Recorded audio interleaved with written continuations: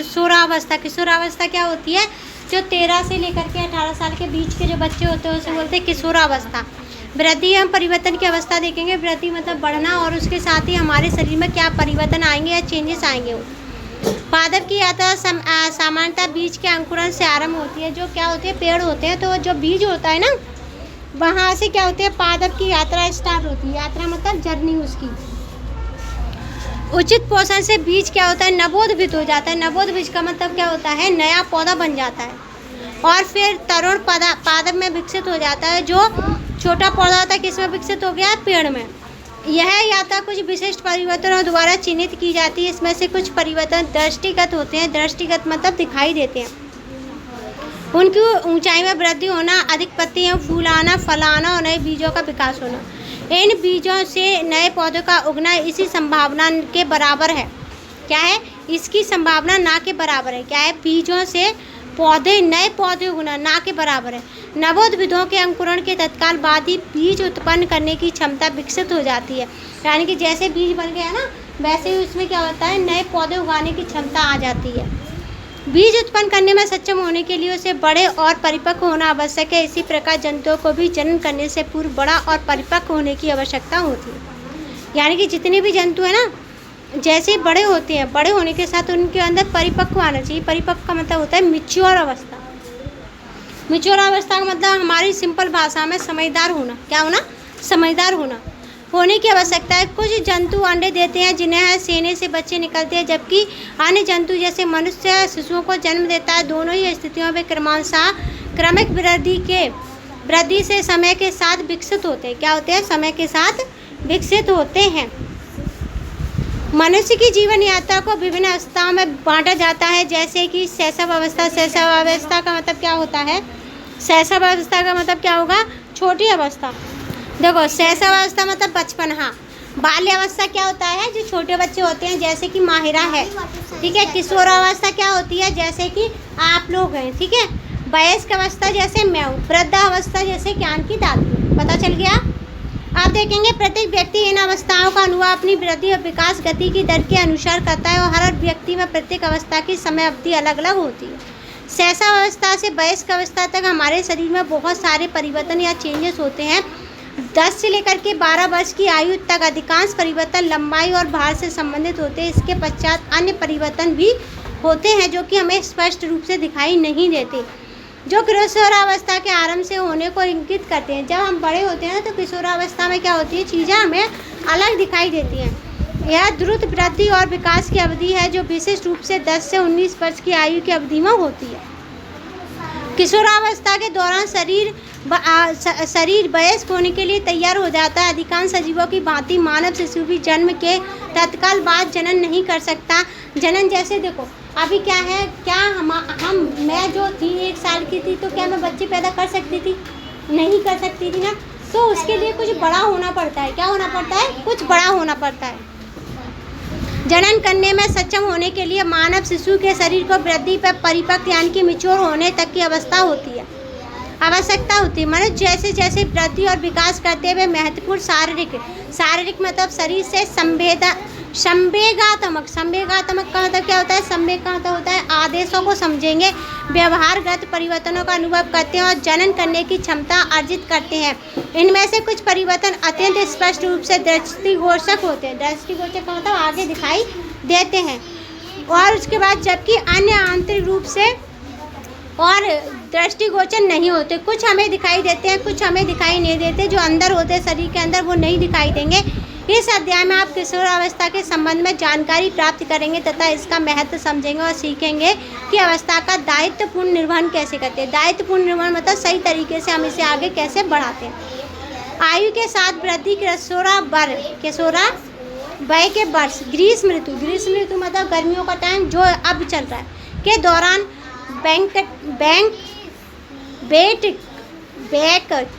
बैक्टेन अपने नानी के घर आया। जैसे ही उसने घर में प्रवेश किया, तब उसकी आयु 12 वर्ष ममेरी देवयानी उसका अभिनंदन करने के लिए दौड़ती हुई आई।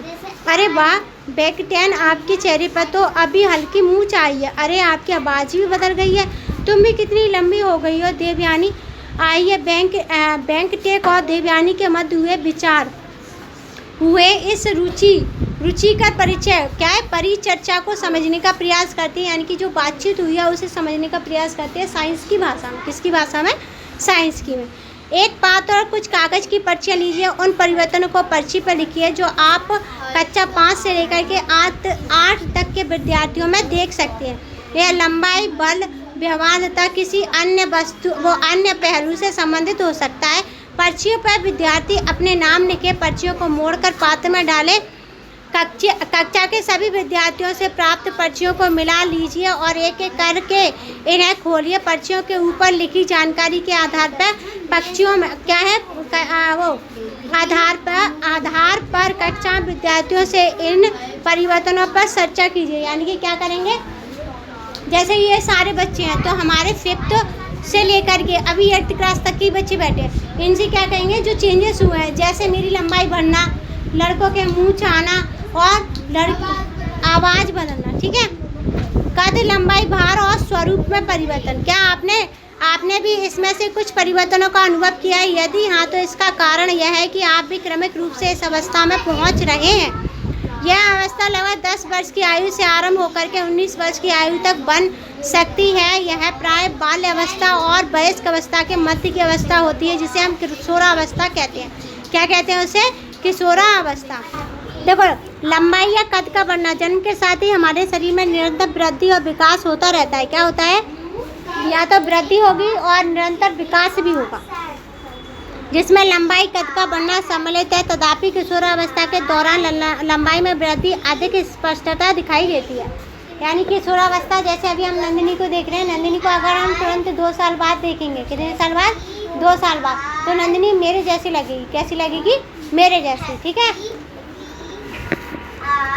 शरीर की रचना, परिवर्तन, भार और बल में वृद्धि।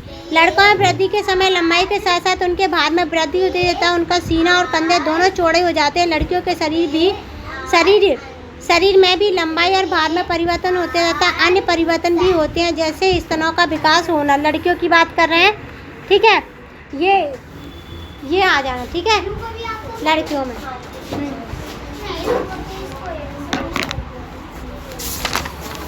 मायरा। आवाज़ में परिवर्तन, किशोरावस्था क्या है? किशोरावर्य। लड़कों में बक यंत्र की वृद्धि होने से उनकी आवाज़ भारी हो जाती है। बक यंत्र हमारे गले में स्थिर एक संरचना होती है जो हमें बोलने में सहायता करती है। इस वृद्धि को गले के क्षेत्र में एक उभार के रूप में देखा जा सकता है, जिसे कंठमणि कहते हैं। क्या कहते हैं? कंठमणि या एडम एप्पल। क्या बोलेंगे इसे? एडम एप्पल कहेंगे। ये वाला हिस्सा, ये वाला हिस्सा, उसमें देखना चित्र में एडम एप्पल लिखा होगा कहीं पर। कंठमणि लिखा है, कंठमणि लिखा है, उसी को बोलते हैं। यद्यपि यह सभी व्यक्तियों में स्पष्ट नहीं दिखाई देता। किशोरावर्य लड़कियों में भी बक यंत्र विकसित होते हैं, परंतु वह लड़कों के बक यंत्र जितना बड़ा नहीं होता है। इससे उनकी आवाज़ में बहुत कम परिवर्तन यानी कि बदलाव आता है। शरीर के विभिन्न भागों में बालों का दिखना। लड़के और लड़कियां दोनों अपने शरीर के विभिन्न भागों, जैसे बगल में और कहाँ पर? बगल में और जघन क्षेत्र में बालों की वृद्धि का अनुभव करते हैं। ये वाले इस एरिया में बाल आने स्टार्ट हो जाते हैं। क्या हो जाते हैं? बाल आने स्टार्ट। लड़कों में प्राय चेहरे पर दाढ़ी आ जाती है, जो बाद में उनके वयस्क होने को अग्रसर होने पर दाढ़ी मूंछ में परिवर्तित हो जाते। कुछ लड़कों में सीने और पीठ पर भी बाल विकसित हो जाते, जबकि कुछ अन्य लड़कों में बालों की स्पष्ट वृद्धि नहीं होती। बालों के आने के स्थान एवं समय में भिन्नता हो सकती है, यानी कि अलग अलग टाइम पर आ सकते हैं और अलग अलग जगह पर आ सकते हैं। लड़कों को यहाँ आते हैं, देखो इधर, लड़कों को यहाँ आते हैं, यहाँ भी आते हैं। लड़की को यहाँ आएंगे। ठीक है।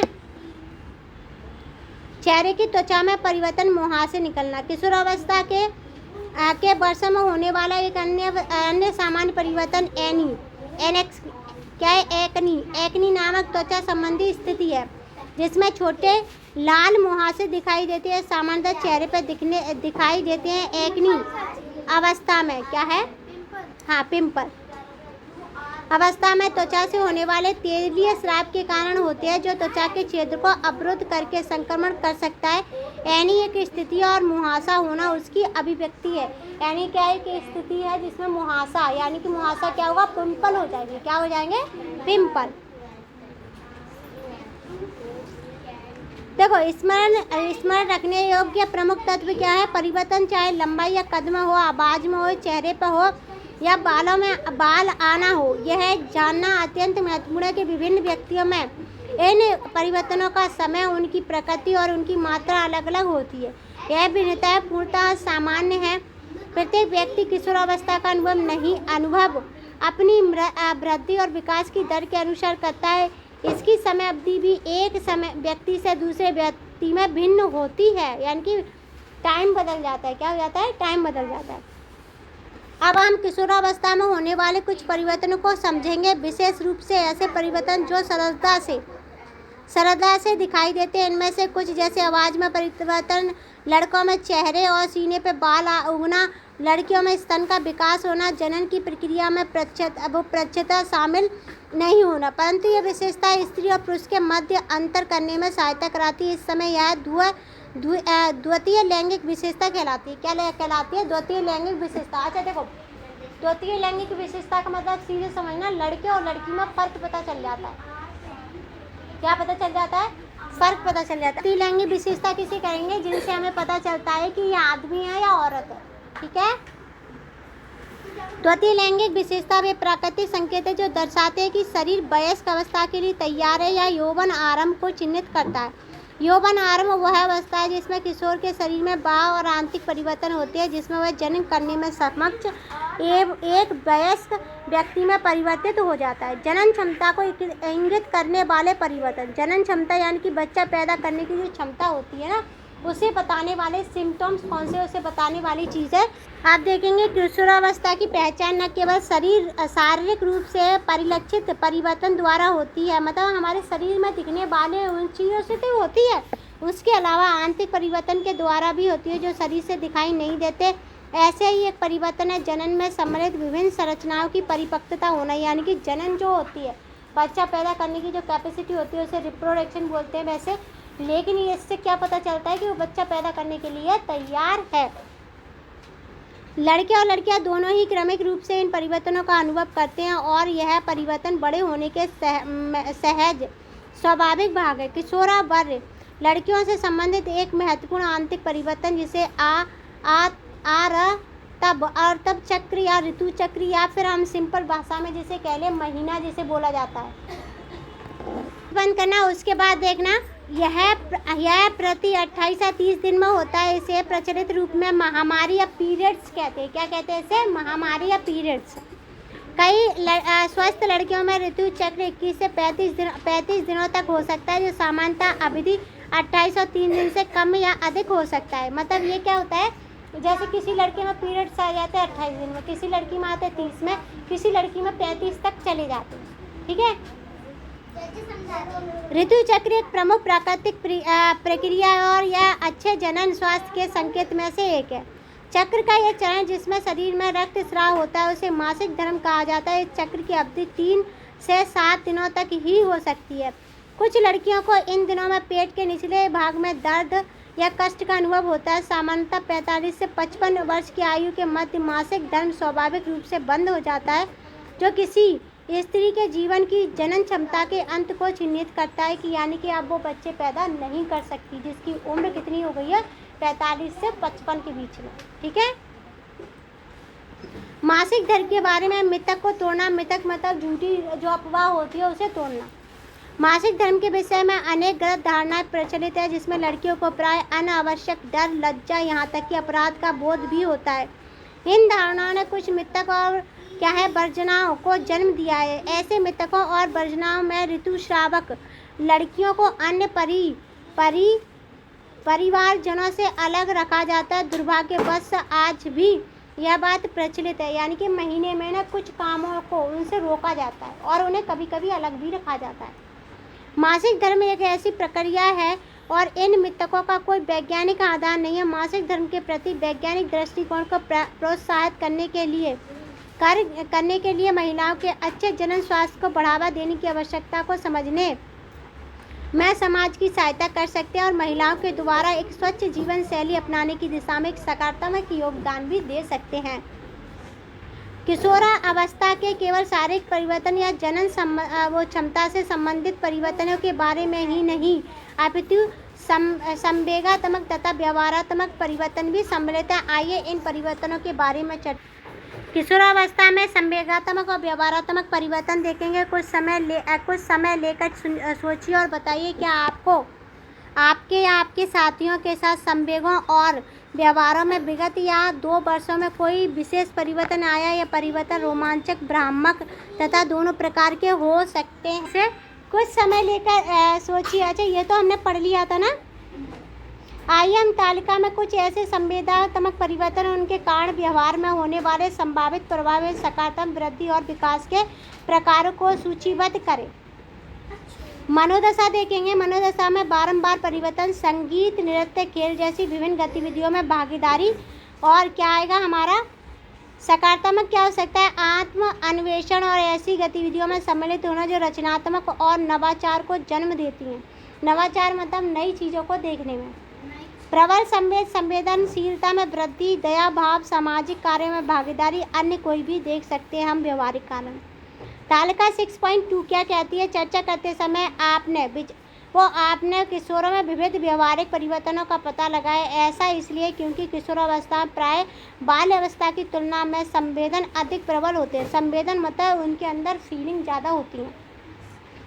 यह संवेग उनके व्यवहार को प्रभावित कर सकते हैं, जैसे वंचित और अभावग्रस्त व्यक्तियों की सहायता करने हेतु सामाजिक पहल करना या उनमें सम्मिलित होना अथवा नए क्षेत्रों में गहरी रुचि विकसित करना। यह समझना कि हमारे संवेग किस प्रकार हमारे व्यवहार और कार्यों को प्रभावित करते हैं तथा यह हमें अपेक्षाकृत अधिक अच्छे विकल्प के चयन और परिस्थितियों के अनुरूप सोच समझकर प्रक्रिया को समझने में सहायता देते हैं। कुल मिलाकर के इतना बोला गया है कि जितनी भी हमारी फीलिंग या संवेदना होती है वो हमें समाज में बैठने उठने लायक बताती हैं और रिएक्शन जो हमारा होता है उसके लायक भी हमें बनाती हैं। किशोरावस्था को एक सुखद अनुभव बनाना, यानी कि क्या है? सुखद अनुभव मतलब अच्छी चीज़ मानना। किशोरावस्था की मात्र एक अनूठा अनुभव होता है। जीवन की इस अवस्था के दौरान अत्यधिक जिज्ञासा, उत्तेजना हमें अपने या अपने आसपास की लगभग सभी वस्तुओं, घटनाओं या परिस्थितियों के प्रति एक नया दृष्टिकोण यानी कि देखने का तरीका बदलती है। अच्छी आदतें, सोच समझ कर लिए गए निर्णय और कुछ छोटे छोटे कार्य किशोरों के समग्र स्वास्थ्य का सशक्त सकारात्मक परिवर्तन डालते हैं। आइए देखना पोषण संबंधी आवश्यकताओं की पूर्ति। वालेकुम सलाम। कक्षा 6 के अध्याय में उचित आहार, स्वस्थ शरीर का आधार में आपने स्वास्थ्यवर्धक आहार मतलब ऐसा खाना जिससे हमारा स्वास्थ्य बढ़े की आवश्यकता के विषय में सीखा। वृद्धि और विकास का काल होने के कारण किशोरावस्था में अनेक परिवर्तन होते हैं हमारे शरीर के अंदर। इस समय पौष्टिक आहार का अत्यधिक महत्वपूर्ण होता है। समुचित वृद्धि और खेल के मैदान अपेक्षाकृत अच्छे प्रदर्शनों के लिए हमें प्रोटीन और कार्बोहाइड्रेट की जरूरत होती है। केवल यही नहीं, हमें पर्याप्त मात्रा में वसा यानी कि घी, वसा किसमें होता है? घी, विटामिन और खनिज की आवश्यकता भी होती है। स्थानीय रूप से उपलब्ध खाद्य पदार्थ स्वास्थ्यवर्धक खाद्य स्रोतों और उनमें उपस्थित यह पोषक वृद्धि और विकास में किस प्रकार सहायक हो सकते हैं, इसके आधार पर तालिका को लिखेंगे।